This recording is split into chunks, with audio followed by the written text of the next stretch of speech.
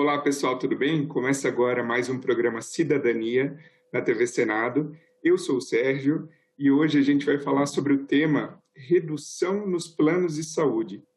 Redução que foi determinada pela ANS, Agência Nacional de Saúde Suplementar. Determinou que os planos individuais e familiares terão uma redução de 8,19%. Essa redução não é tão incomum, mas nos planos individuais é a primeira vez que acontece na história. E para falar a respeito, para nos explicar, estamos recebendo hoje o nosso convidado, que é diretor-presidente da ANS, Paulo Rebelo. Paulo, bem-vindo ao Cidadania. Olá, Sérgio. É um prazer estar aqui com vocês, é um prazer estar aqui no seu programa Cidadania.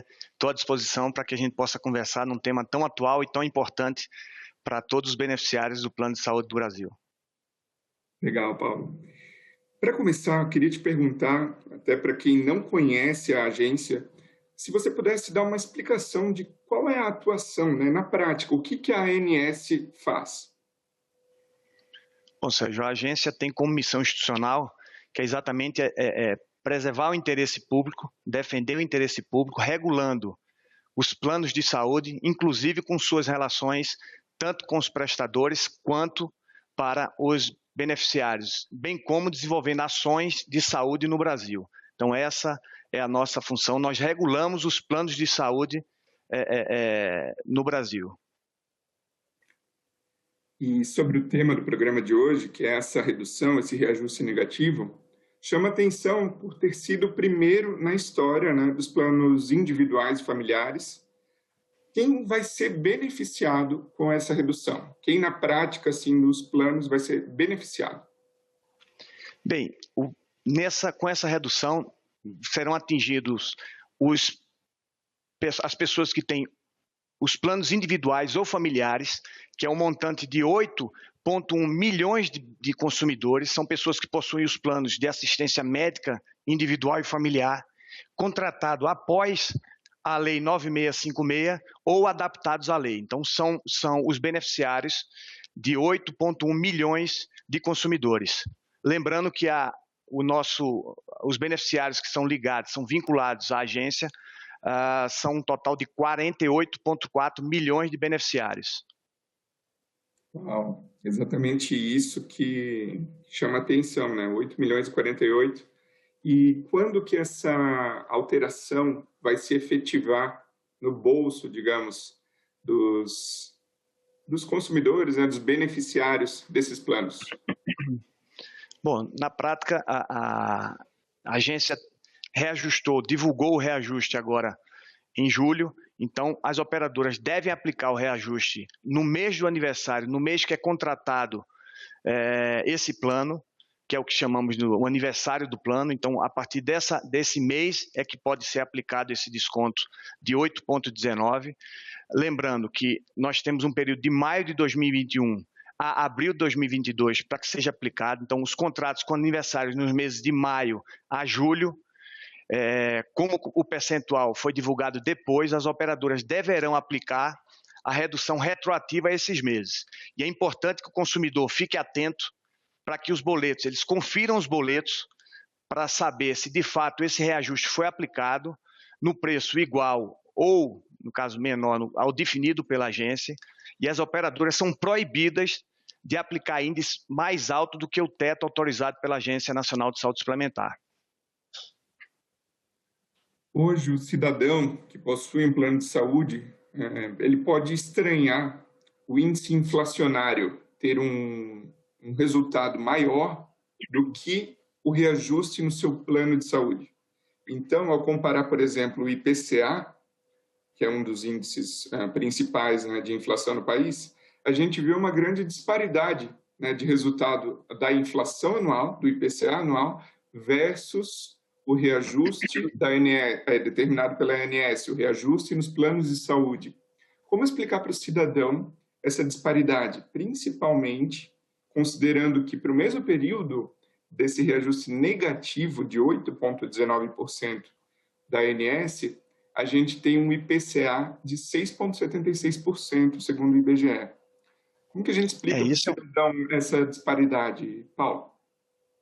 Bom, vamos lá. Na verdade, a gente a metodologia do reajuste do cálculo do plano de assistência médica individual familiar, ela utiliza como premissa que é exatamente o fator da frequência de utilização do plano de saúde relacionada ao ano anterior. Essa que é o percentual, essa é a questão que nós fazemos. Não dá para associar ao reajuste do plano de saúde ao IPCA, uma vez que há outros indicadores, outros requisitos que são aplicados nessa questão. Para que a gente pudesse avançar nessa discussão, a metodologia que foi aprovada em 2018 pela diretoria colegiada da ANS, ela combina na sua fórmula tanto o índice de valor das despesas assistenciais, que é o chamado IVDA, com o índice de preço ao consumidor amplo, que é o IPCA, em que a gente expurga, ou seja, a gente retira desse subitem o plano de saúde. Ou seja, numa situação inversa, ou seja, historicamente todo mundo quis associar ou queria que o reajuste fosse aplicando o índice do IPCA, que é um índice mais baixo. Esse ano, se você for olhar, se nós estivéssemos aplicando o IPCA, como você bem mencionou, Sérgio, o percentual que seria repassado para o consumidor seria um índice positivo e não um índice negativo, como nós divulgamos agora há pouco, divulgamos no mês de julho de 2021. Então, assim, não tem como, não há condições de se associar, porque se tem uma metodologia completamente distinta ao que é aplicado o IPCA, que busca na verdade, tem uma cesta de produtos que não pode ser aplicado na questão do reajuste da saúde suplementar. Então, na linha dessa sua resposta, Paulo, como que a agência chegou a esse índice negativo, tão significativo, né, de 8,19% para um ano como a gente teve? Como que foi criado, né? Como que se chegou a essa redução? Com base em quê? Então, vamos lá. A metodologia do cálculo do reajuste desse plano individual, como eu falei, ele ataca dois fatores. Uma é a questão de frequência da utilização do plano propriamente dito. Esse é um fator preponderante para que haja a aplicação do reajuste. E nesse caso específico, o percentual negativo que foi definido esse ano, ele reflete a queda da utilização de consultas, terapias, exames, cirurgias ocorridas no ano passado.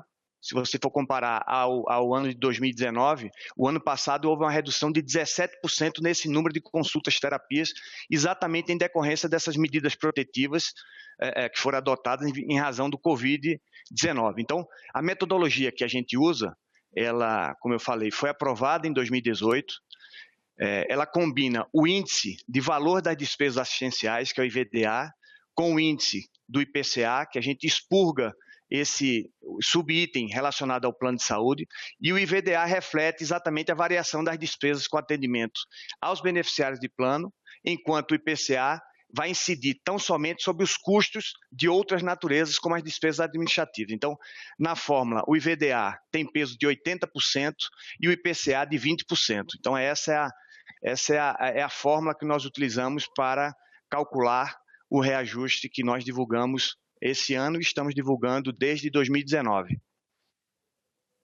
Pensando nesse lado da redução de consultas, exames, até em razão do pessoal em isolamento, né, quarentena, faz sentido.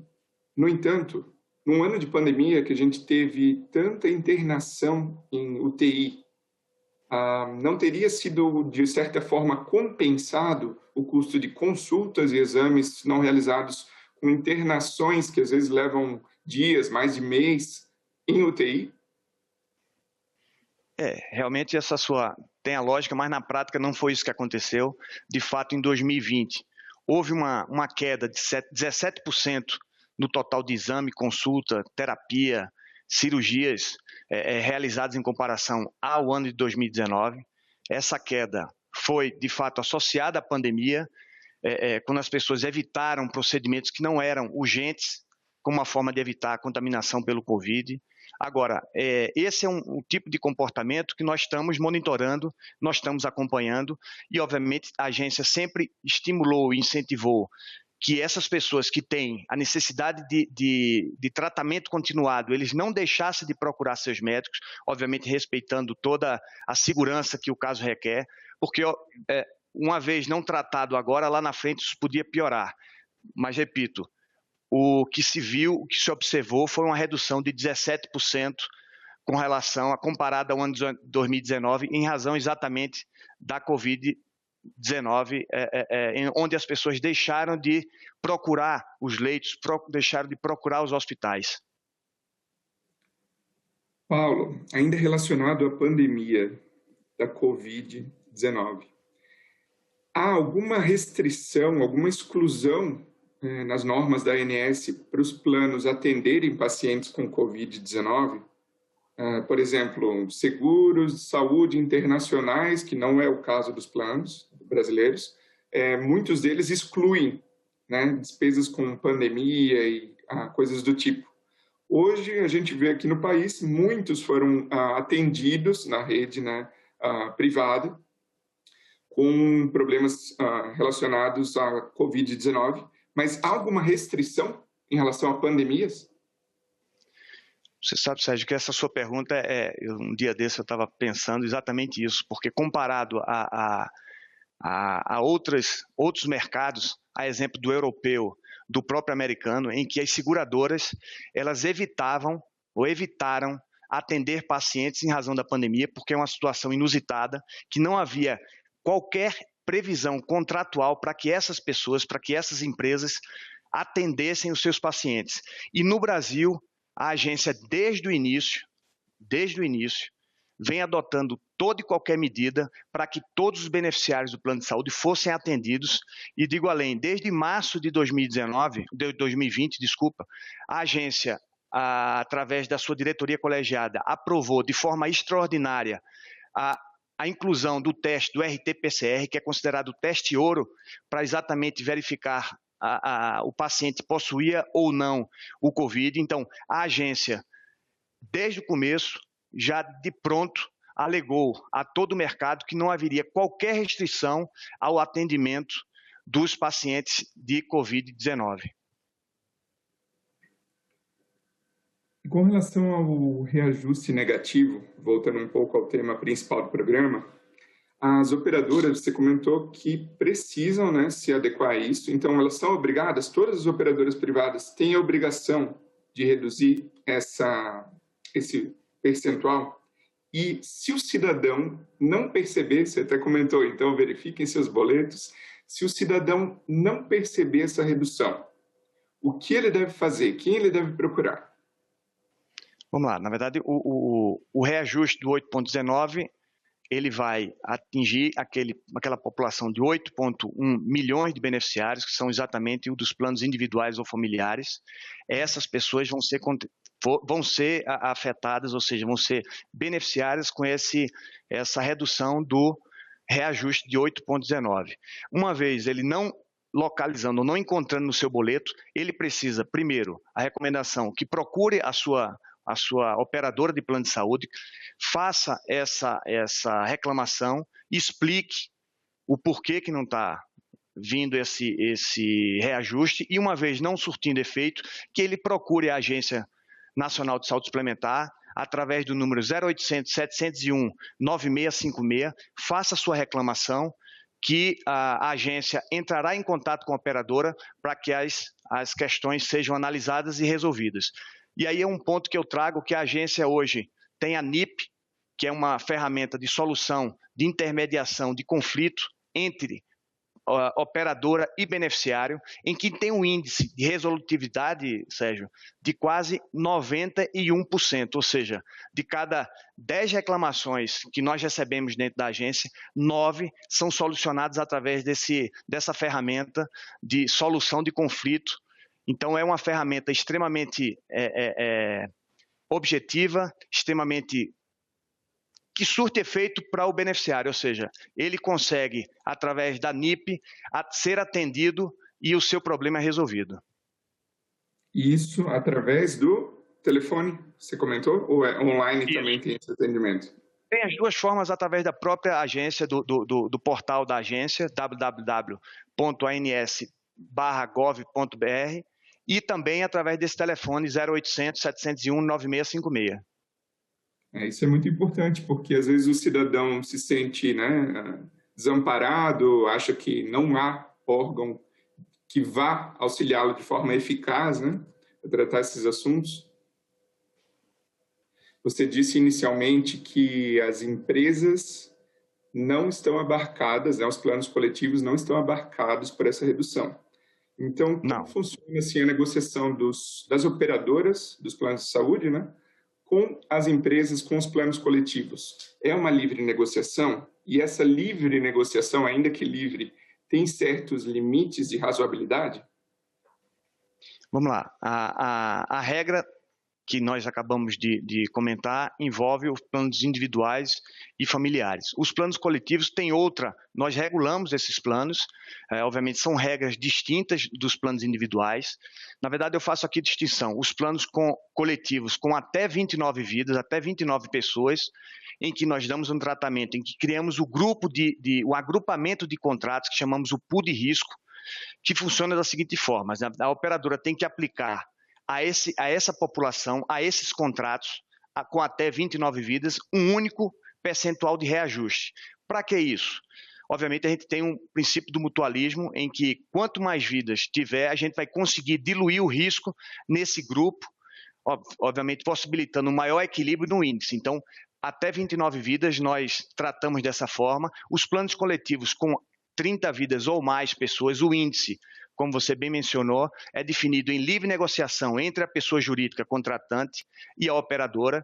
Obviamente, eles têm características, têm um prazo de periodicidade de aplicação desse reajuste de 1 ano, ele precisa informar ao contratante a metodologia que foi utilizado, qual foi o cálculo atuarial que eles fizeram para encontrar aquele percentual, e o consumidor que esteja inserido dentro desse contrato, ele pode solicitar da operadora quais foram os cálculos que foram aplicados e até 10 dias ele precisa receber essa informação. E todo e qualquer reajuste que esteja fora da curva, ou seja, esteja extremamente, vamos dizer assim, o que a gente chama o outlier, a agência solicita informações dessa operadora para que ela justifique o motivo e o porquê que apresentou aquele reajuste, vamos dizer assim, elevado para os seus contratantes. Então, a agência regula tanto o individual quanto o coletivo através dessas questões que eu acabei de mencionar para você, Sérgio. Paulo, aproveitando aqui a sua importante presença, gostaria que explicasse para nós, né, para quem está nos assistindo, se a pessoa está insatisfeita hoje com o seu plano, como ela deve proceder para trocar de plano sem que perca seus benefícios atuais, notadamente a questão de dispensa de carências? Bom, vamos lá. Hoje nós temos a figura já existia dentro da agência, a figura da portabilidade, ou seja, que é a possibilidade do beneficiário. Lá atrás, antes era apenas o beneficiário que poderia fazer essa portabilidade. Hoje, desde 2018, numa análise que nós fizemos da diretoria colegiada, nós expandimos esses benefícios, ou seja, hoje, tanto os beneficiários de qualquer modalidade de contratação, elas podem utilizar a questão da portabilidade de carência. Obviamente, ele precisa cumprir certos requisitos, ou seja, ter um plano novo ou um plano adaptado à Lei 9656, estar em dia com o pagamento das mensalidades, ter cumprido as carências do plano original. Então, no site da agência é possível você fazer essa consulta. Você consulta todas essas informações com relação à questão da portabilidade em carência. Há uma cartilha didática que é voltada exatamente para o beneficiário.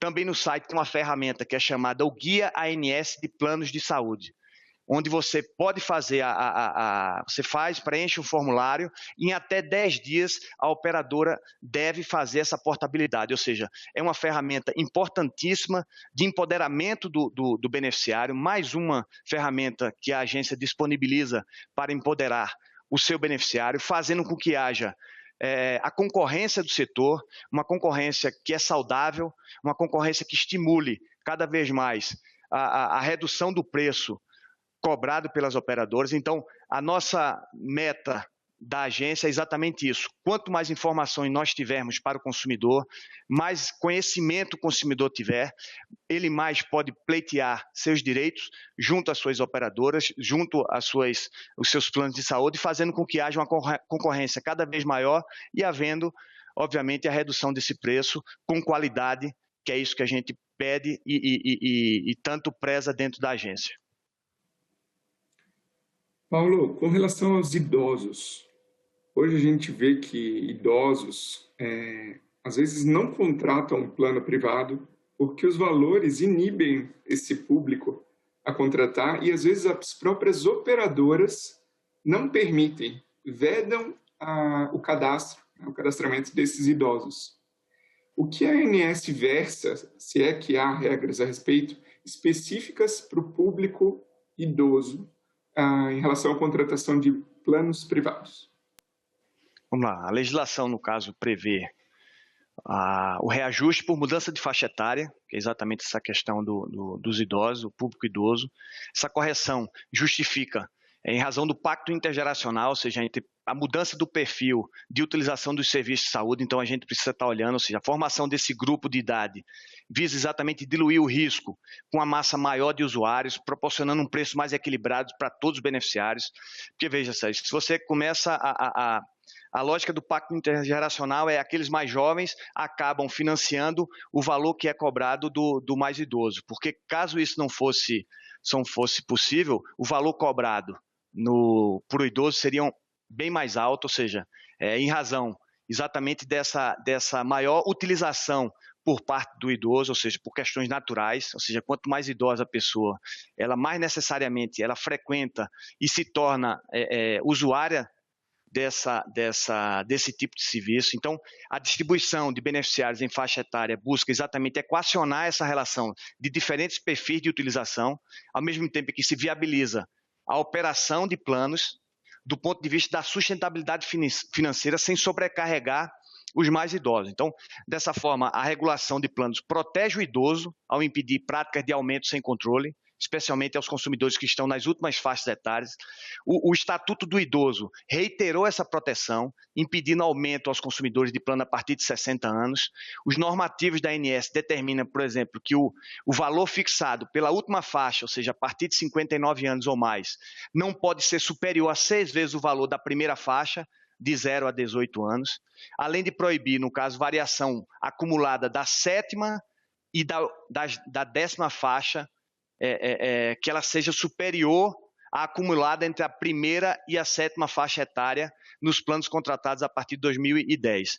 Só para deixar claro, na verdade, nós temos essas distinções com relação à faixa, de 0 a 18 é a primeira faixa, até 59 ou mais, que seria a 10ª faixa. Então, há essa distinção e essas regras para que não sobrecarreguem o idoso, o mais idoso, nem, por outro lado, expulse o mais jovem, que na verdade vai ter menos utilização, de desestimular ele a ter um plano de saúde. Então, além disso, como você bem colocou, o idoso tem direito à portabilidade de plano de saúde sem complicações, desde que, obviamente, ele cumpra aqueles requisitos que eu já passei, eu já informei, e fatores como idade ou doenças pré-existentes não são avaliados no momento dessa migração de planos.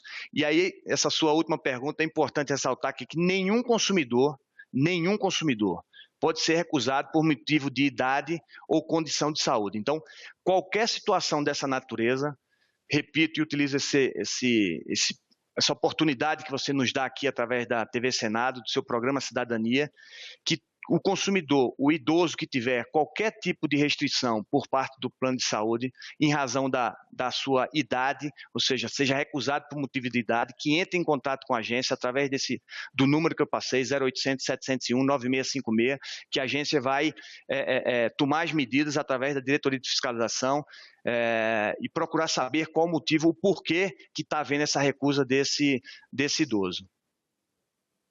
Isso é muito interessante porque realmente acontece, né?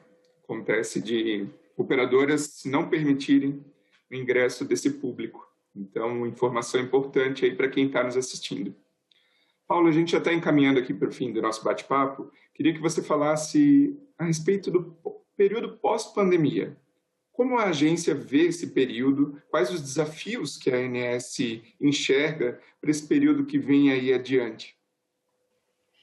Olha, se a gente tem estamos atentos, obviamente, aos números que nós estamos observando. Há uma redução, uma diminuição do número dos casos Covid. Até recentemente saiu uma informação do próprio Fiocruz informando que desde quase um ano não conseguiríamos ter uma redução de 80% do número de internação. Isso é um ponto positivo. Agora, estamos olhando atento a essa questão dessa variação do Delta, que essa nova cepa que está chegando aqui, e hoje já tem alguns estados e alguns municípios, principalmente no Rio de Janeiro, que está sendo atingido de forma mais firme, em que há já hospitais com quase 100% de ocupação. Então, eu acho que a gente tem que ter muito cuidado, estamos acompanhando a evolução da doença, da Covid, estamos monitorando, mas eu acho que com a vacinação, cada vez mais ampliando a vacinação, eu acredito que as pessoas obviamente vão ter que continuar usando máscara, tendo os cuidados, mas a tendência é que haja uma redução e uma diminuição dessa questão do contágio do Covid-19. Paulo, muito obrigado pela sua participação aqui na TV Cidadania, engrandeceu muito. E obrigado principalmente a você que nos prestigia com a sua audiência. Esse programa já está disponível no nosso canal no YouTube e no site da TV Senado. Se você tiver alguma sugestão ou dúvida, pode encaminhar para a Ouvidoria do Senado Federal. Até a próxima, pessoal. Um abraço.